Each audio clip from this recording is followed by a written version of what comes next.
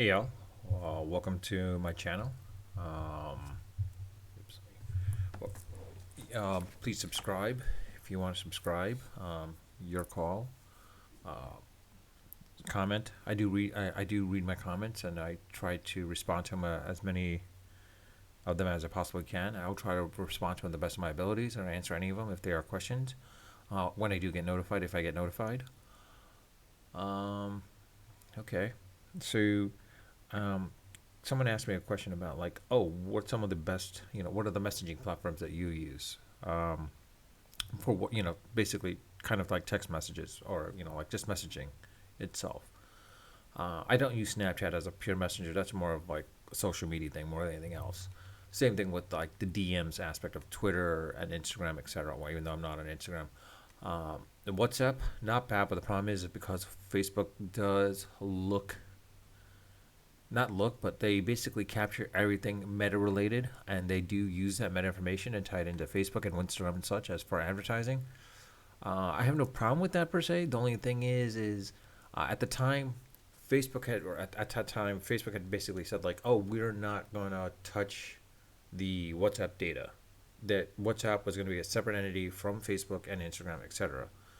Turns out that wasn't the case because we knew for a fact, or I knew for a fact, and I can say this with a direct source, basically stating that basically um, on the ad side, they noticed I didn't have Instagram, Facebook, or anything installed on my machine or laptop. I mean, on my phone, mobile phone. That is, sorry, I didn't have it installed on any of my mobile phone, and all I had was WhatsApp, and that's it. And the thing is, oh, websites. Nope, I really didn't do searches on my phone at that time. But I was at a bar or two, and this individual happened to have noticed that, hey, you were at this bar. I'm like, yeah. How did you know that? And he was like, well, and the person was working at Facebook. And I said, well, I kind of saw your status there. I'm like, I didn't post any stats because I don't have WhatsApp, Instagram, or anything. I mean, I don't have Facebook or Instagram. I deleted those off my phones completely from a long time, and this was a brand new phone. Only thing I had was WhatsApp. So there was no Facebook property outside of WhatsApp that was on my phone at that time, and I didn't post any statuses on WhatsApp as well as my location. So the question, I didn't understand how he figured it out. But the thing is, I do know that he was working in the ad monetization department of Facebook at the time, and I had asked him directly. It's like, hey, did you look at the WhatsApp data? He's like, and he didn't want to comment. He's like, can't comment. I was like, all I'm asking you is right here. I was like, are you or are you not looking at the WhatsApp data? Because I can tell you right now, I don't do online stuff as far as like going on webs or web searches or anything like that on my phone. And I don't have Instagram or Facebook or any other Facebook property on my phone except for WhatsApp. And he said no comment. And that's when I realized he didn't want to lie to me, but he didn't want to confirm it either. So it was that from that point I realized at that time Facebook was looking at WhatsApp data. So I nixed WhatsApp completely altogether. And I had actually decided at that point in time to just remove it.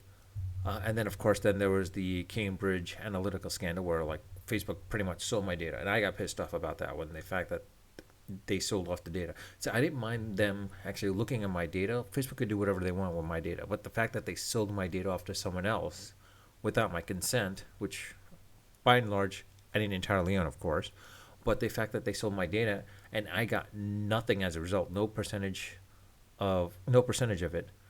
I was like, wait, what? I could have gladly sold my data to Cambridge Analytica directly. I didn't need a middleman. I would have gladly sold it off. Um, so in that aspect, I was like, all right, wait, look, I didn't mind getting the targeted advertising because that's how everything was free at that point. Like targeted advertising and advertising itself, but selling my data off was not part of the bargain. So at that point, that's when I pretty much deleted all my accounts, Facebook, Instagram, WhatsApp, etc. But in any case, there was WhatsApp. And then, of course, there was Telegram. Now, Telegram, it's still a centralized server. And the other aspect is like the keys themselves are not open source. It's their own SSL key encryption. It's their own encryption method that they're using, which no one's really gotten a chance to look at or test out properly. We got to go by hearsay. And granted, yeah, they moved from Russia to, I think, Dubai servers or some other servers basically, and to the point where basically they try to keep the aspect of being autonomous um, was good at the time. But quite honestly, I wasn't sure about it. And many people I knew were not really on Telegram as much, per se. And then, of course, there's Signal, which is my most commonly used app that I use. More so because the fact is, it's like, granted, you still have to have a phone number. But the thing is they don't store anything on their servers. Um, Only thing that they store is basically your phone number and the last time you logged in. That's it. Nothing more, nothing less. And that's what I liked about it. The only drawback though is with Signal, it's still a centralized server, and you still need people's phone numbers in your address book to see if they're on that address book at that point too, as well too. So if someone were to hack someone else's uh, phone with Signal, get access to it, they'll be able to see all the contacts on there as well too. And that's why I thought Threema made more sense. But the problem was with Threema, it's by username, just like Wickr, what Wickr was back in the day. You basically going through username, and that's it. And then you have to like know these people to put them on there. And some of the problem was is like not everyone I know was on Threema. At least I knew of, anyways. And I didn't want to like send them direct messages like, "Hey, get on Threema," etc. Because you have to pay for it as well too. Threema isn't bad, but at the same time, it's not as good as Signal, to be quite honest. And the other factor is like Signal's encryption protocol is open source. Anyone else can look at it, see it basically. Like Skype is starting to use it, WhatsApp is using it, of course, and I think there's a few others, and Facebook Messenger. But quite honestly, if I had my choice in rankings, I would go with Signal, then probably Threema, and then I don't know. I would have said Allo, but Google stopped using Allo at that point. Um, I don't know. And GroupMe is not something I really highly use, to be honest with you. It's more of a case where like there were times where I was able to look into certain things as well too with GroupMe, and it was like hackable in ways, and like I was like, all right, forget it. And it's owned by Skype too, which of course is owned by Microsoft, and there's not a problem with it, but it's still Microsoft, and they screw up things when it comes to messaging platforms. Teams is doing good. Teams, different story. That's a great thing. Skype and GroupMe, they just pretty much laid it on the wayside. Like, forget it. We don't need to bother with them. If they did, I think Skype would be a great consumer app. If they kind of like focused a little bit more onto it at that point too. Still using Teams back end for messaging and all that stuff, but having Skype as the front end basically. And then there's Element.us. Isn't bad, but it reminds me so much of Discord, and like it's one of those things, you have to be on a server and such. I'm like, I want to use something for more direct messaging, similar to like the WhatsApp, the Signals out there and such, and like Wickr, which I think Wickr was bought out by Amazon. So I was like, I'm done with that at that point too. Keybase wasn't bad, but the problem with Keybase is they got bought out by Zoom. So I'm like, all right, I'll just keep Keybase because the fact is like there was a bunch of airdrops of Stellar Lumens which I have in that wallet, so I'm still keeping it at that point too. And I'm trying to figure out any other. Let me do a quick search. Messaging apps.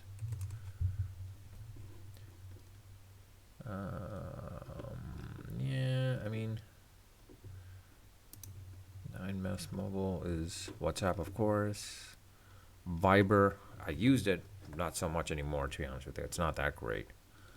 Telegram, that's one nice thing about it, is at least Telegram is cross-platform, and you just use the client as well too. So you don't have to have a phone number, you just use your email, whatever it may be.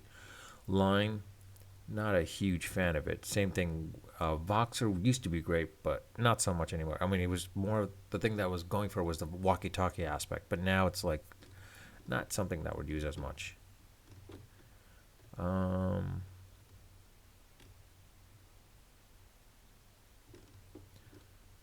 Talkatone.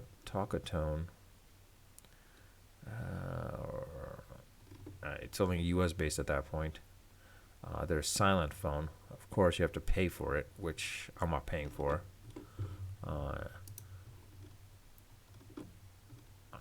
Honestly, it's for me basically. Like I said, it signals the more than anything else. The best one I use at this point, and the fact that now Dorsey's actually giving a $1 million grant every year to the Signal foundation shows that Signal is getting to be better at that point. I mean, Snapchat, like I said, is not great. Kick, Discord isn't bad. WeChat, I don't know about, but I mean, there could be a whole. It's basically a whole article. I could basically go into the aspect of like, not article, but I could basically, create a 1 to 2 hour video just on this alone, basically. But I would need the graphics and everything like that, and I just don't have the time, unfortunately. But people have asked me, what do you use? I use Signal more than anything else. Of course, there's SMS, like Google SMS, which now has end-to-end encryption, which is great too. No different from like iOS's iMessage, but those are more of like between the that platform, basically. Something cross-platform wise, I would say Signal, but unfortunately in that situation it's still centralized. If it would be great if there's a decentralized secure messaging app out there that can still go by via the address book, but still not be made public, i.e., if someone were to have access to your phone. So when you hear people saying, "Look, like Signal was hacked," Signal was not hacked. It was more of a case where like the person's phone was hacked, and then they were able to access it and able to read the messages from that way, basically. If they didn't put the messages in auto destruct. Slowly, I think I've converted some people from WhatsApp into Signal, and they're trying to slowly convert other people into Signal as well too. And like, I won't deny the fact that like Signal is by far the best secure messaging app out there right now as we speak. Is it as great as Telegram and WhatsApp when it comes to like the user experience? No, but I think that's something they'll work on a little bit more. But the thing is like it's more about usability of secure functionality, basically, more than anything else. I think I just made up a word there, but anyways, yeah, that's. I mean, I'm just gonna end it off right here because like I could go into 2, maybe even 3 hours describing each one basically and some of the stuff that I've used. I mean, I did use Line, Kakao, WeChat for a while there. WeChat I'm not gonna use because it's owned by Tencent, which is owned by China, of course. Line mostly used in Japan, and Kakao I think in Korea. There was Kik, Kik, which was a Canadian company, and it was good for a while, but it kind of sucked. BBM would have been, to be honest, I think BBM should have, if RIM um, did really well. I mean, granted, when the BlackBerry started dying out, the Messenger was still being used. They could have really worked around the messaging app, the messaging platform, and they could have worked on it really well. If they worked on it really well, BBM would be probably the most dominant one out there compared to WhatsApp at this point. If BBM was also more secure, that would even be better as well too. The only reason why Telegram is getting a little more popularity is because it's similar in the user experience to WhatsApp, and the other aspect is you can have it's cross-platform, meaning you could have just on a desktop version, and that's it. You don't even need a phone. You could just have it on your laptop or desktop, whatever it may be, and that's it. And then have the account from there. Boom, that's it. You don't have to have it on your phone, or have a phone for that. Whereas Signal, you do have to have a phone or a phone number in this case. But in any case, I'm already coming close to the 14th minute, so let me know what you guys think. If there's a better messaging app out there, secure messaging app out there that you think that's better than this that I'm not aware of, please let me know. I do read the comments, of course. But with that, I'll leave you off as happy holidays, and hopefully 2023 is a year of security and decentralization. Until then, unfiltered, unedited, and unrehearsed. Till next time.